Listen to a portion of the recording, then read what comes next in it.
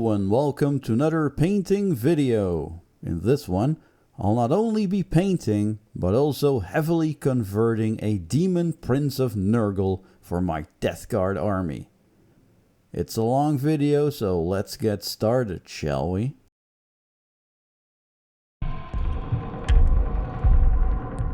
Alright, before we start painting, we need to build the model.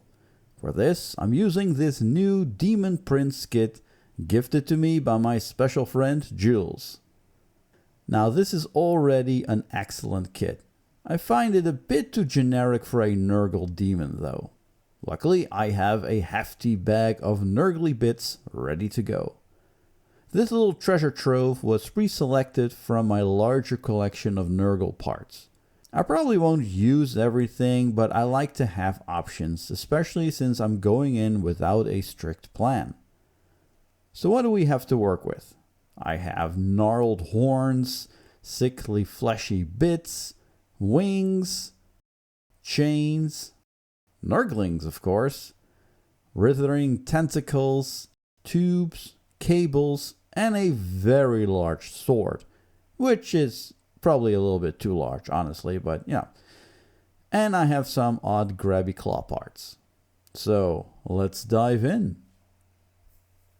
I start by building the Daemon Prince following the instructions. For the left leg, I'm swapping the lower portion with this chunky bit from the Maggoth Lord kit. I want to give him a big mutated elephantitis style limb. First, I cut away the original lower leg and then start trimming the Maggoth Lord piece to fit. I keep adjusting the angle since the leg is meant to rest on a raised ledge. This leaves a large gap at the top, which I will fill using a bloated stomach piece from the Maggothkin Blight King's kit. I shave off the straps to make it blend better. Now there are still some smaller gaps and a very big one, which I could plug with some tentacles, but I'll fill everything properly with milliput later. The right leg stays mostly intact, but I'm swapping out the lower part with a mechanical limb from the Feated Blow Drone kit and adding a foot from the Beast of Nurgle kit. Here's how the build looks now. I love the asymmetry of the legs. It really adds to the monstrous vibe. Next, I'll add the tail and move on to the guts.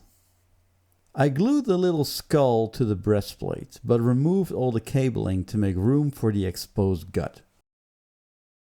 This curvy bit, also from the Feated Blow Drone, is perfect. It's actually the flying stand from the model, but here it works beautifully as a protruding gut. I initially wanted something more organic, but space is limited and the model's already going to be visually busy. Time to fill in the gaps and sculpt the stomach. I use milliput, mainly because that's what I had on hand. Green stuff would work just as well, maybe even better since milliput can be a bit brittle. I roll out a sheet, fold it over the exposed gut area and press it in place. This forms the basis for the bloated stomach. I just keep pressing and shaping until everything's covered smoothly. To texture it, I use a flayed skin piece, again from the Maggoth Lord kit, and press it into the putty. The result is subtle, but it adds a very nice layer of texture. Once all the gaps are filled, I press in a Chaos Spawn eye to act as a nasty looking pustule. It's a bit messy now, but it'll all come together once we start painting. Different skin tones will help differentiate all the elements. For the left arm, instead of the standard cannon, I use a spare plague spewer. It just looks way cooler. I added some milliput around to make it seem like the flesh is oozing and growing over the weapon. Instead of a regular hand, I used some Beast of Nurgle tentacles to make the arm look extra weird and grotesque. The weapon is the only 3D printed part I used. It came from a free set of legally distinct Death Shroud style models. I upscaled the scythe to fit the Daemon Prince, chopped off the original hand from the axe arm and attached the scythe in place. Easy peasy. For the left shoulder pad, I wanted a big gnarled horn growing out of it. This one's from the Great Unclean One kit. I drilled a hole into the shoulder pad and attacked it with my clippers. I bent the edges outwards and fed the horn through. And just like that, it looks like it's bursting right out of the armor. Pretty cool, right? Originally, I planned to give him a hunchback with fly wings sprouting from it, but then I had a better idea. What if I used a carapace from the Plague Drone? It already has molded areas perfect for the wings, and its shape works great for the back. This required a lot of trimming and test fitting, but eventually both sides nestled into the back nicely. Any leftover gaps, Milliput to the rescue. I also extended the fleshy growth coming out of the top of the carapace behind the demon's head. Perfect spot to perch a cheeky little Nurgling. Then I glued the wings in place. You could magnetize them using the drone's claw bits if you want a wingless version, but honestly these wings look too cool to leave out. They're just the right size and add a really menacing silhouette to the model. Next up, smokestack. They're a reoccurring motif in the Death Guard designs. These ones are also from the Blow Drone kit, I believe. I trimmed them down and glued just the stacks onto the back. For the base, I used cork coasters to build some elevation, especially to support the lifted left leg. I glued the cork layers down, then filled the gaps with texture paste to mask the corky texture. This gives the model a dramatic pose and breaks up the flatness of the base. Finally, I added some veins to the sculpted areas. I twisted some very fine copper wire into a vein-like shape and glued them down along the stomach and arms. It adds a layer of visual interest and will really help when it comes to painting all the gross details. And here we have it, a pretty unique looking Daemon Prince of Nurgle, full of rot, asymmetry and character. Next up, painting. First things first, I give the model a solid prime using Vallejo Black Primer. This gives me a nice dark base to build up from. Next, I move into a series of zenithal highlights to build up the volume. I start with a blast of Ushabti bone from above, focusing on the upper areas and raised details. Then I come in with Vallejo Ivory. This warms things up a bit and pushes the highlight further. Finally, I hit it with a light pass of Ulthen Grey from directly above. This gives me a soft pale highlight that will guide the rest of the painting and help with some subtle undertones later on.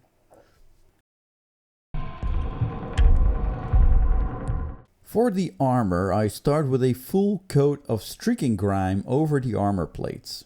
It's gonna look like a mess at first, but that's exactly what we want. Once it had a few minutes to settle, I come in with a cotton swab and some white spirit and start removing the grime from the raised areas. This is reductive painting.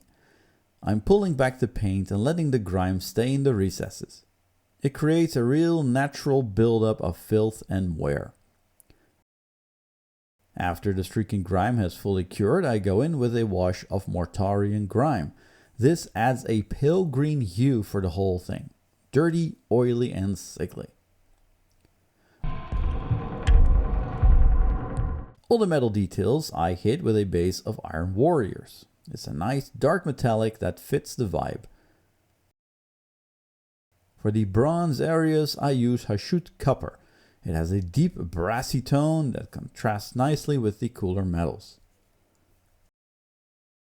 Then I shade everything with Agrax Earthshade to dull it down and bring in that grimy depth.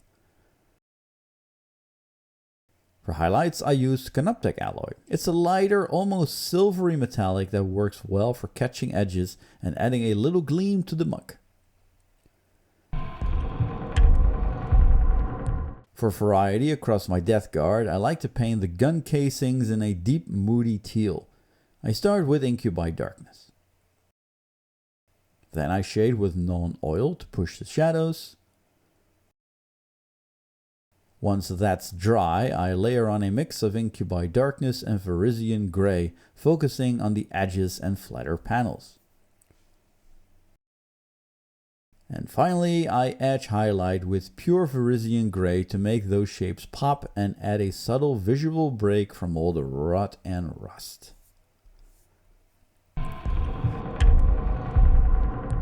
Now for the real fun, weathering. I apply Dirty Down Rust to the metal areas. This stuff is a special effects paint and reactivates with water, so I lay it on fairly heavily, then come back in with a damp brush to selectively remove bits and bring back the underlying metal. It gives a really natural patchy rust look. On the armor plates I use Dirty Down Moss. It's a wonderfully vile green, perfect for adding that decayed swampy tone to the pale green armor. I blend it with a damp brush to avoid hard edges and help it settle naturally into the crevices. Finally, I hit the bronze with some Dirty Down Verdigris. Just a little here and there to suggest corrosion and age. It reacts the same way, so again, a bit of blending with a damp brush goes a long way. For the Daemonic Skin, I split it in two tones to add some visual interest. Some areas get a thin coat of heavily watered down Rakarth flesh. This gives a pale, sickly base that will contrast nicely with the warmer areas. The other parts are painted with a watered down Screamer pink. Not only does this add some variation, but it also helps to subtly blend the two skin tones where they meet. Once the base tones are dry, I shade the entire skin with Targor Rage Shade. It settles into the recesses and gives everything that grim, corrupted tone. Then I return to the Rakarth flesh areas and layer them up with a mix of Rakarth flesh and Palace Witch flesh. Highlights are done with pure Palace Witch flesh, picking out the most exposed areas to bring back that pale look.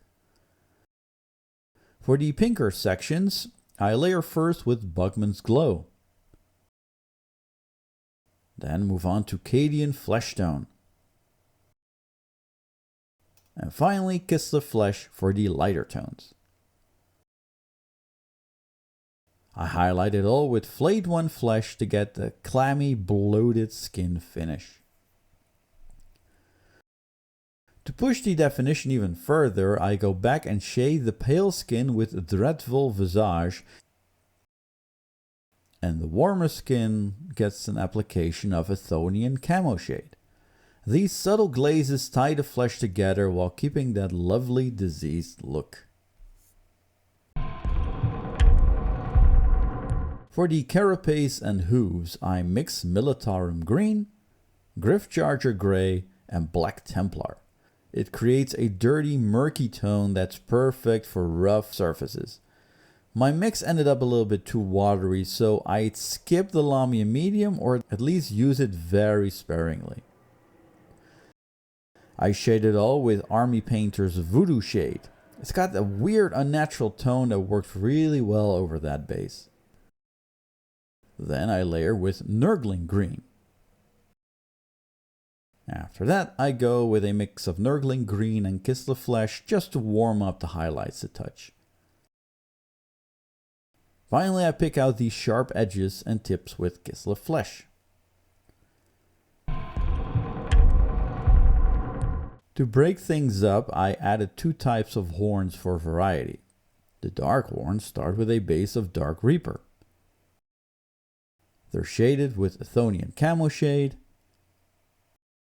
then layered with Thunderhawk Blue. I highlight with Virizion Grey,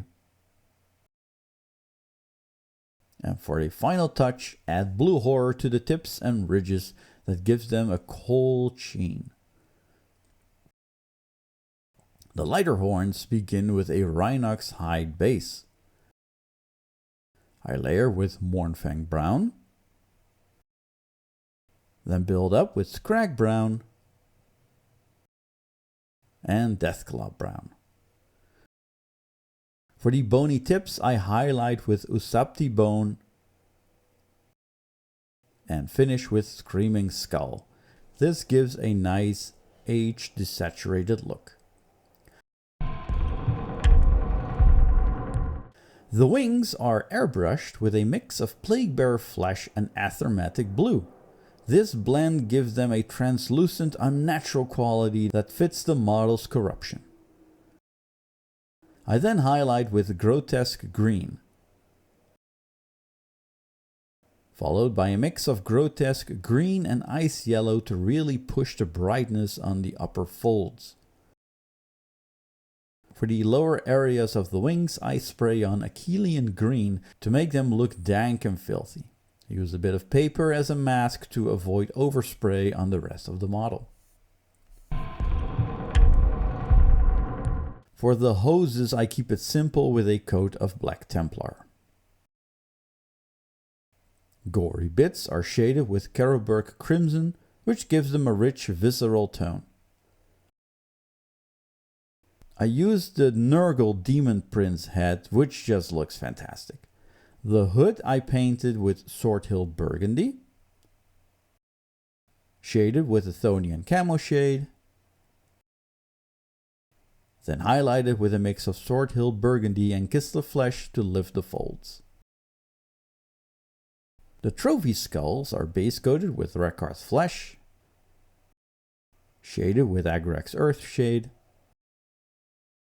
and then highlighted with a mix of Agrax Flesh and Palace Witch Flesh, just enough to make them stand out without distracting from the main figure. For the scythe handle, I go with Wildwood, and for the wrapping, Skeleton Horde. Gives a nice contrast and keeps things looking grimy.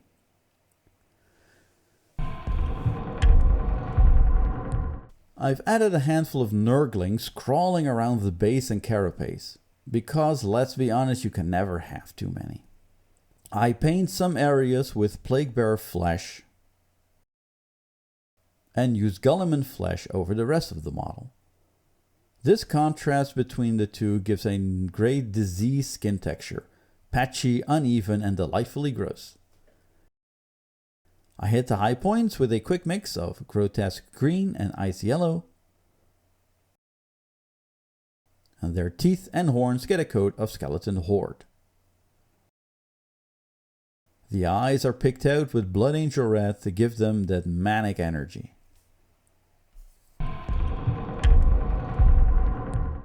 Time for the final touches, the gore. Pustules are painted with Yanden Yellow for a bright infected look. I then dab on some oozing vomit from the army painter. You can also use Nurgle's Rot, it has a similar effect. Both have that shiny, pus-filled finish. For blood, I use a mix of dry blood and a few spots of true blood to add some glossy, wet look to wounds and weapons.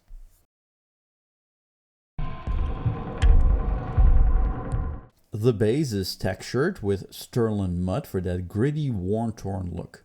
I keep it simple so it doesn't pull focus from the model. For the Plague Fumes, I start with Titanium White to give a bright base.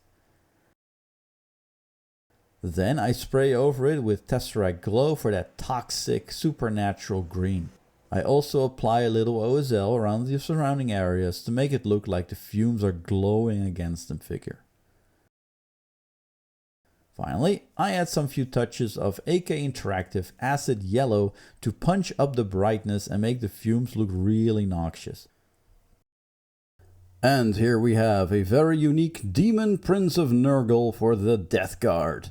This was quite the project. I only had a vague idea and loads of bits, and it was a fun process to come up with ideas on the fly.